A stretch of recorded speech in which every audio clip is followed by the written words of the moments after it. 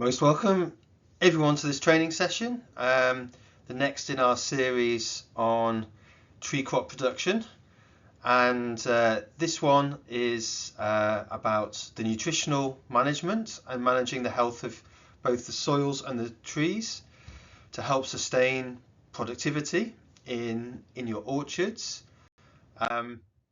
Nutrition is a really important aspect of having productive fields. So this is, and also it can represent quite a cost in terms of the cost of production. Many of the estates, they spend, without major pest problems, probably 2/3 of their total input budget goes on nutrition. There's several things to do with macadamia and mango which really limit the productivity, and we think that these are major constraints in the overall productivity that you face in your fields. So listen carefully, because I think there'll be a lot of information that can help you increase the productivity and, importantly, sustain it, increase the health of your trees. So in today's session, you'll understand how to improve soil and tree health in general. There's lots of natural processes that can help make nutritional applications more effective and reduce the cost. Identify which nutrients are important to sustain productivity and what the implication of having certain nutrients in deficit is in your orchards, and then learn how to develop a nutrient strategy for your farm. In today's session, we won't be going into specific products and availability. That'll come in a second training session a bit later in the year. But first, some basics, because I know that many of you are not agronomists, so you've probably never done any of this stuff. So what is soil? Soil is, it's a biological substrate, basically. It's made up of constituent parts. It's classified by the proportion of sand, silt, and clay within the soil. On the right hand side there, you can see that sand is quite granular, it's quite large, and going down to clays that are very, very fine. Now these fractions affect how the soil hold water, whether they get waterlogged, like clay soils get waterlogged very easily. They go very hard when they dry out, for example. Very sandy soils are like at the opposite end. They are very free draining.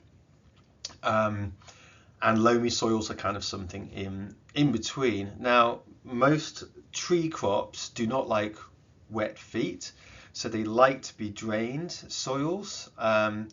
This is really important. So these kind of like soil characters, they can affect how you approach nutrient management, what you need to do to the soils in terms of making them most suitable to provide the best growing environment. But something really important to really remember is that soil is not inert. It's not these constituents that make it. Soil is a living, breathing, very biologically active. It contains billions of bacteria in each tablespoon. Fungus help break down decaying matter. Macrofauna such as worms and other insects and nematodes and all these type of things, they help break down organic matter and cycle nutrients within the soil. These activities is what is generating the fertility of the soil. And one thing is very common in all healthy soils, you see a very big diversity of different organisms living inside them. If you have soils with very low biological activity, they are not healthy. So a lot of today's session is about making the soils more healthy to sustain your trees better. Now, this is not fringe. If you look at the direction that nutritional management is taking in South Africa, in America, in Australia, in all these different origins, the farms are becoming increasingly focused on soil health.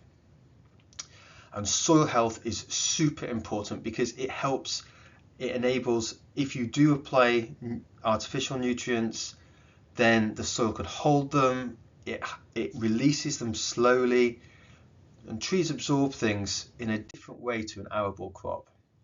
So it's if maybe we take a step back and we think of the difference between a tree crop against an arable crop, you require a different approach to nutrition. It's permanent in the field. It's not there for 3 months. It grows quickly, it accumulates a lot of nutrients, and then it goes. Trees work in cycles and they're permanent. So you disrupt that cycle, and maybe you don't really see the implications of that for 1 or 2 seasons. They move slowly, they accumulate reserves of nutrient within them. And if you think about the root system of a tree, it exploits a much larger area of soil than a maize plant, for example. So they can access a large volume of soil and accumulate and capture the nutrients from a large area of soil. But the problem is that if there's certain things that are in deficit, they can be very efficient at drawing these nutrients out of the soil, and then they go into deficit later. So a lot of managing nutrition in trees is about keeping things topped up on a regular basis, not waiting to observe a deficit. And that's what I think one of the key take homes of today is: monitor your trees. Don't wait to see a nutrient deficiency, because at that point you've gone into decline for a number of seasons. To get to that point, it's going to take you a number of seasons to get back out and build up the nutrient levels. So much better to keep it stable and keep these nutrient levels as close as possible to the optimum levels. Trees respond more slowly. If you put nutrient in the soil, that's got to be absorbed by the tree at the right time of year. It's then transported from the roots to the right bit of the tree, and then is utilized. So these cycles are slow in trees. They're not really, they don't grow super fast, and they're also, this activity is aligned to different bits of the phenology of the tree. So there's phases of the year where the tree is very hungry, it wants to grow, it wants to flower, it's developing its fruit. Yeah, and its roots are in different locations. So what are the implications of having good versus bad nutrition? Good nutrition, I think we all can see trees that we think are in good health. They're vigorous, they're actively growing. You often see a strong pronounced flowering. You don't see as much dieback of high mortality rates. They achieve high yields and sustain those high yields. These yields and productivity is more consistent over different seasons. You see better quality, better size of fruit maybe, less nutritional deficiencies that you'd see in sort of other crops. And the trees are healthier, so they're less prone to disease, they're less prone to fungal infections of the roots, they're less prone to, in some cases, pest damage, they're less prone to fungal infections of the flowers. They're just healthier. So that's all good stuff, right?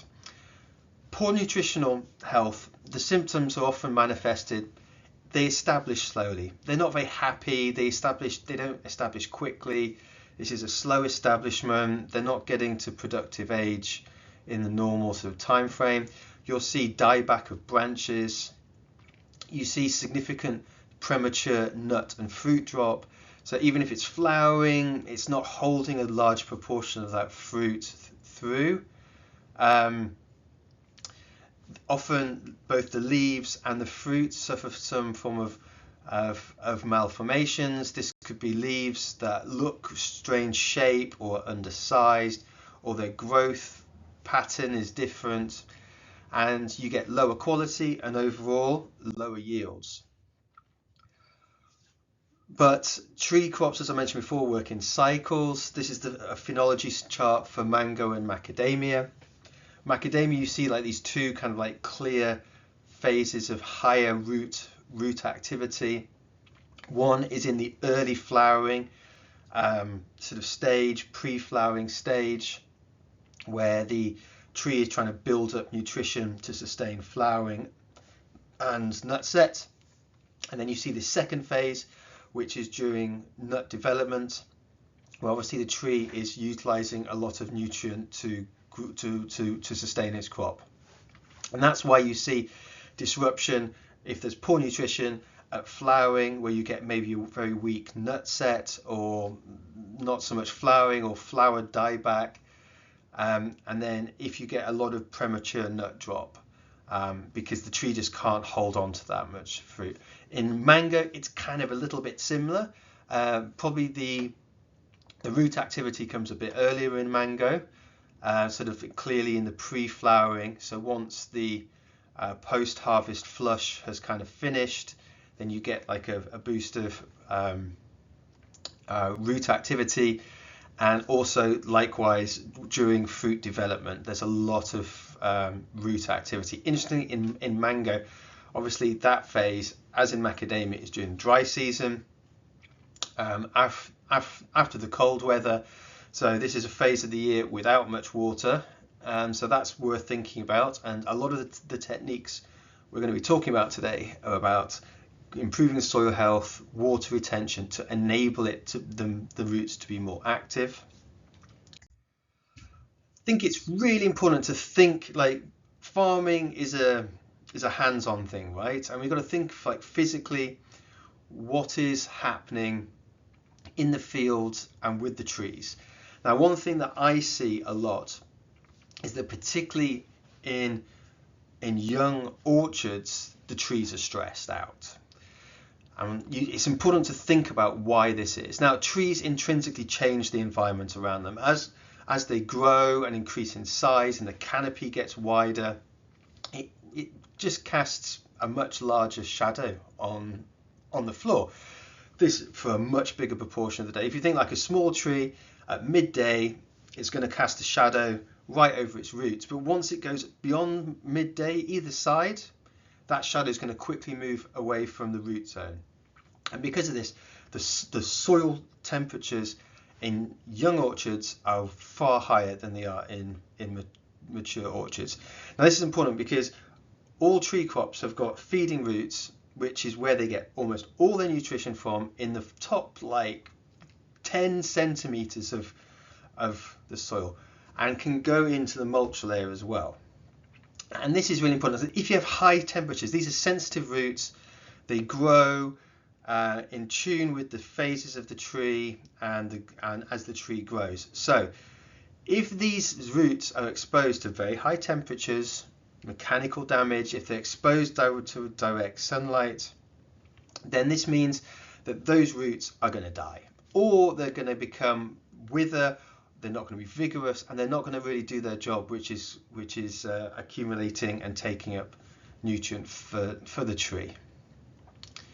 So what do we do about this? Now, you may have heard me preach previously about the importance of mulching. Mulching is not something that I feel is kind of an option. For macadamia, 100%, and for mango, it's got lots of beneficial implications. So firstly, what does the mulch do? It covers the soil, it lowers the soil temperatures, it provides substrate for the roots to grow into, it starts to accumulate organic matter. So mulch is completely important. One thing that I see commonly is that the mulch basins are too small. They need to extend out beyond the drip line of the tree. You see those blue dots? That's what you call the drip line. So that's where the water, if it's raining, would like drip if it was if it was raining. So you want the mulch base, and that's where the most activity of the feeding roots is. But you want to extend the basin a little bit further out of that, firstly to protect that zone, but also to start improving the soil in front of your feeding roots. So that means they've got good quality soil with high organic matter to grow into. So bigger basins, and you put your compost, your fertilizers, everything in there. If you're putting fertilizers, then don't put them right against the trunk. If you're doing mulches, don't put it right against the trunk, because that's not really required. And you've got to remember that in the future, the natural leaf fall from the tree will sustain the organic matter. So you're trying to kickstart this healthy soil, healthy tree sort of system. So you've got to mulch. Mulch, mulch, mulch, mulch. It is cheap. You don't have to spend a lot of money on mulching. It's like you can use like the cuttings from the field. You could look at growing specific grasses that are kind of higher nutritional value, maybe less attractive to termites, and it's a force multiplier, mulching. If you put nutrition onto the trees, it's going to be retained in the soil for longer, it's going to be released more slowly, a bigger proportion will be taken up by the tree. So it's improved soil moisture retention. That's really important because you can't really take up any nutrient unless there's some moisture in the soil. So this helps maintain that moisture level as high as possible for as long as possible. You could also look at improving the material. Any prunings you take off, you can chip. You can grow specific crops on the farm. Any slashing or mowing from the field can be put in there. You could also look at doing more specific composts, recycling the husk back into the field. For example, husk recycling can reduce your nutrient demand by about a quarter just by putting the husk back onto the field. The mulches protect the feeding roots, as I already mentioned. It builds up the soil organic matter. This encourages the root growth. Remember, without roots and the roots to grow, your tree cannot grow and you cannot sustain the crop. So this is not an optional. This is how you create a healthy tree.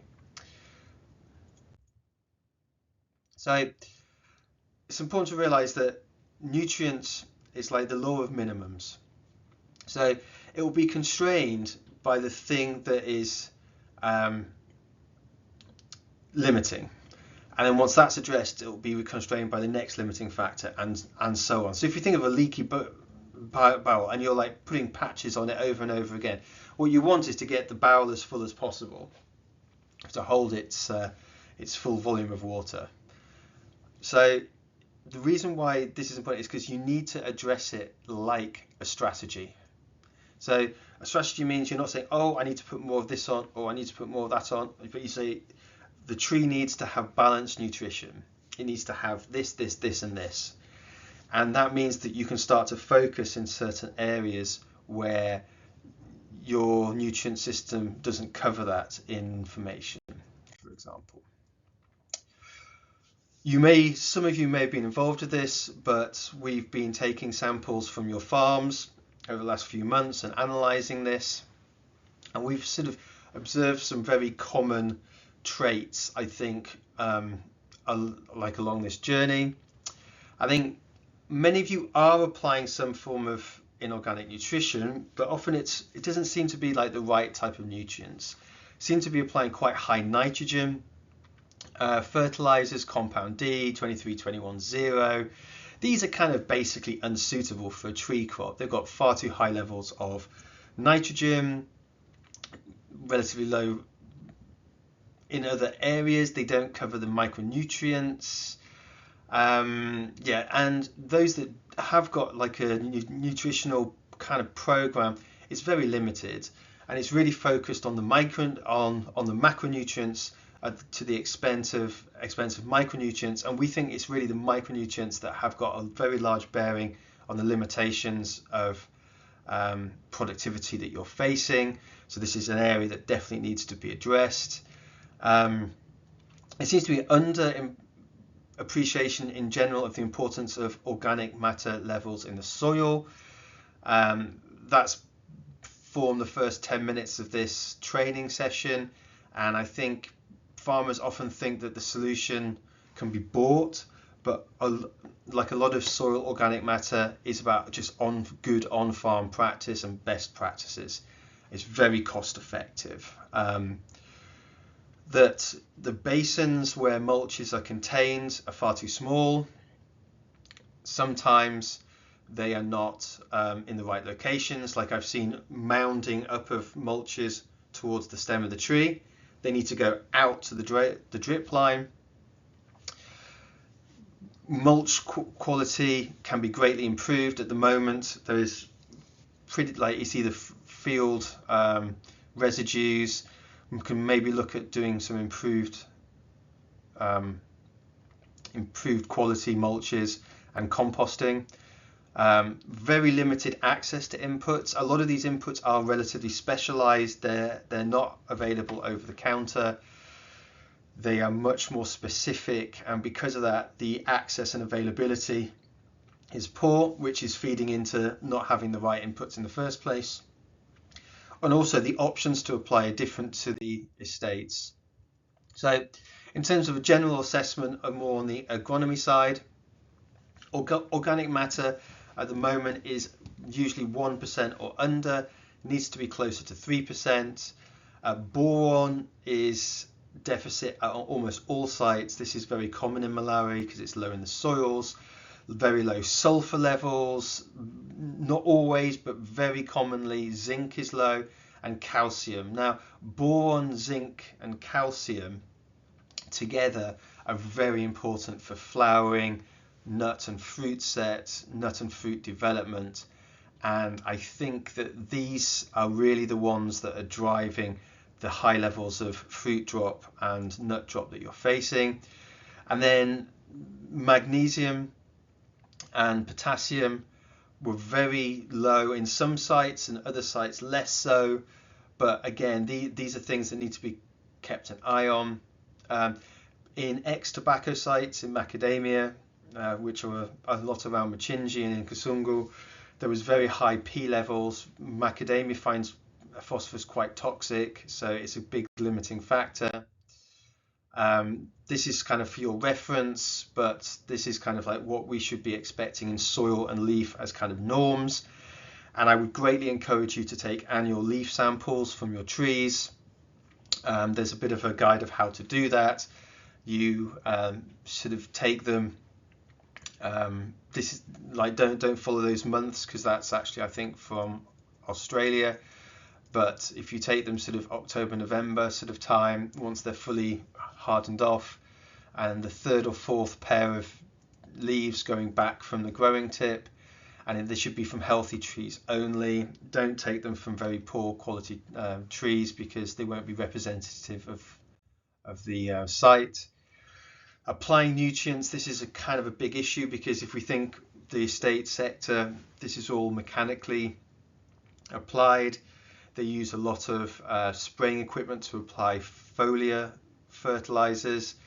You've got limited opportunity to do this on many of your farms. Knapsacks are fine when the trees are immature, up to about 2 meters, but then after that they kind of lose their effectiveness. So this means that you basically have got 3 options to apply the nutrients. Mechanically spray using a mist blower and a tractor. Obviously that's expensive equipment. It's difficult to maintain and keep operational. So often you only really see it on 10 hectare, 20 hectare and over farms, which have got working tractors and operators and stuff. You could apply to the ground. This is slower acting and you need to build it up over time. It's maybe not as effective as foliar, but it still puts the right nutrition there. And then obviously if you've got an irrigated farm, you can look at a fertigation option. Fertigation is a really good option because it applies with water. You can dose very carefully. You have less variation when you do manual applications, and you really get it to the roots. So I think if you've got if you have an irrigation system, you should really look at doing. There's simple fertigation systems. You don't have to spend a fortune on it. So yeah, also have a think about what stage your orchards are at and what they need. Obviously, immature orchards, you have more of a focus on nitrogen and the macronutrients because you want the tree to establish quickly and to grow quickly. Whereas on mature, you're really trying to return nutrient to the soils, and it's really important to replenish nutrients. There's quite a lot of information on if your yield is this is how much nutrient you've taken out of the field, this is how much nutrient you need to put back in to sustain that. Yeah. There's some notes here on high P scenarios as well. If before you plant, I know many of you have already planted, but before you extend your farms, before you plant a new area of the farm, I would definitely get some soils work done, because things like liming, phosphorus corrections, getting the right organic matter in there, they're best done at planting, because after that you can't mix it so well with the soil. So there's really is a good opportunity at pre-establishment to do a lot of this work, which can then set up the tree for its establishment. So where to focus, I think nitrogen, don't worry about it. You don't want to have high levels of nitrogen. If you have very high levels of nitrogen, it can actually cause physiological problems, but also you put the tree into the mode to grow rather than to reproduce, to flower, and to set fruit. So we think that the major limiting factors are zinc, boron, calcium, and potassium levels. And these are the things that are really limiting, and sulfur. Sulfur was very low. And the enabler to enable all this to happen is increasing soil organic matter through a more systematic, holistic mulching and composting kind of program. So it's important to really realize that the estate system as is will not directly transfer to mid-sized farms, and this is because of the level of mechanization. The layout is not always for tractors. You may be going into crops, which greatly restricts access during some of the peak periods of the year. Obviously they have a scale, so they can really run this type of machinery. Whereas on a mid-sized farm, spraying equipment may not be available, may be very difficult to maintain and operate. Frequently is not irrigated, although that's starting to change now, but often the fields are not laid out in the same way. But however, again, that is starting to change as well. One thing that I do is that you try and set a budget per tree for inputs and a proportion of what you're willing to spend on pest and nutrition.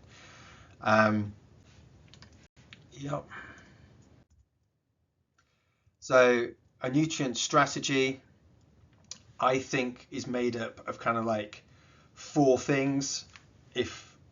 Four bits to get right to hold up the nutritional health of the trees. First, which is the most accessible, it's the cheapest to do, is to increase the soil organic matter. This is done through regular mulching. Every year, 2-3 times a year, add mulch. When you're applying inputs or before harvest, you clear, you agitate, you turn this over to break it down. Apply zinc and boron using foliar applications in younger trees and slow release fertilizers in older trees. This means at year 3, 4, 5, you should start applying to the ground as well as foliar to build up the levels in the ground. These, I think, are really the main constraints. And then also increasing levels of availability of calcium, magnesium through liming and through fertilizer applications. Many micronutrient applications these days have got multiple micronutrients, including magnesium. And then really do look at your macronutrients, but more from a replenishment sort of perspective. So if you know how much you're harvesting, then you will need to replace that. If you don't replace that over time, the levels of the nutrition will inevitably go into deficit, and you will inevitably get lower yields because of it. So you really do have to keep an eye on, if you're serious about doing these crops, the nutritional health is critical to get right. So when you're thinking about developing a nutritional program, firstly, it has to be informed. Like, you need to be able to do this from informed, and you can't do it just by, you can do a visual assessment. Do I see signs of deficit of certain things? How vigorous are the trees? Obviously, if you're seeing your trees are really not vigorous and they're really struggling and they're having signs of nutritional deficiency, you should really try and start to address that immediately, and it will probably require several years and quite a big capital outlay to address that. So you kind of need to think about it in 4 ways. Like, what do I need to apply? And you need to identify what products. You need to have a budget for this. You need to know where to buy it, how is it available, what's the lead time in ordering it. It's unlikely you're going to be able to go to a shop and buy a lot of these inputs. We're working with input distributors to kind of address some of this, and our next session will specifically address what to apply and develop an actual nutritional program. How much to apply. This is a rate per hectare or per tree, so you don't apply too much, wasting money. You don't apply too little, so you don't get the impact that you desire. So this is like calibrating the product for your specific need. Now, there are 2 ways to do that. There's like general recommendations and there's specific to your farm. If you have nutritional results and tests for your farm, a program can be tailor-made for you. If you don't or don't want to do that, then we can start to look at how like more generic advice can maybe help you. But I would definitely advise a couple of tests a year. It's a good investment. You'll probably make the money back by saving on only applying the right inputs. Decide where and how you are going to apply these inputs. Are you going to apply them through knapsacks? Do you have mechanized spray? Will they be put over with irrigation? Are they going to be basally addressed? Like, is it mechanical? Is it manual? These type of questions are important because it does dictate what options you really have and what products are most suitable. And you don't have to necessarily get the most expensive products. Like Bourne, for example, is available in relatively cheap formats and is effective. So it's important to get the right advice. And then apply it at the right time of year. It's not like apply it any time. Apply it when the tree needs it. If it's applied when the tree is when it's needed, it will be taken up and utilized. That will maximize the impact. So in terms of some key take homes, the yield gap that many of you face, if we think, mango farm, professionally managed, is going to get maybe up to 20, 25, maybe 30 tons if it's done well in a good location. Many of you are achieving far less than that. Yes, irrigation, but also nutrition. Macadamia, long-term yields from mid-sized farms are about between 1 and 1.5 tons. And if we think that on an irrigated estate, which is well managed, they're getting 4 to 5 tons a hectare. So one of the key ways that this yield gap can be addressed is through development of a nutritional program for your farm. Organic matter is important, but it's not the whole story. There are certain deficits which are inherent to Malawi, boron and zinc being the 2 main ones. Increasing soil organic matter, using similar estates, using similar strategies that the estates utilize, but adapting them for less mechanized and smaller operations. And I see that this group of farmers is really at the vanguard of doing that. How do we take the well thought out, agronomically sound strategies and downscale them so they can be effectively applied and demonstrate value for money for you? That there is a lack of access to inputs at the moment. So many of the inputs that are available are specialized. They need to be ordered in ahead of time. Some of them don't come in like package sides for smaller farms. And all this needs to come together. So you have got a range of products that are effective, that are affordable, that you know where to get them from. Because it's not just the knowledge of what to do, it's how to actually go around and do it. I'd highly recommend a regular nutrient sampling of leaf samples every year. Soil testing probably only really needed every 2 to 3 years.